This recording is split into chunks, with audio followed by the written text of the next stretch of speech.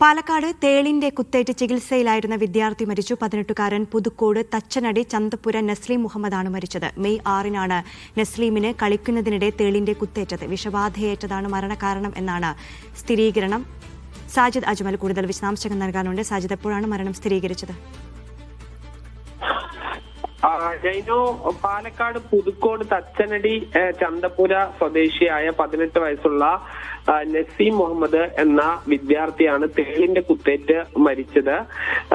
ഈ മാസം 6-ാം തീയതിയാണ് നസീമിന് ഈ കളിക്കുന്നതിനിടെ തേളിന്റെ കുത്തേറ്റിരുന്നത്.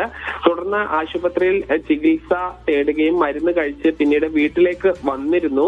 പിന്നീട് ഈ രോഗം മൂർച്ഛിക്കുകയും ആശുപത്രിയിൽ എത്തിച്ചെങ്കിലും ജീവൻ രക്ഷിക്കാനായില്ല.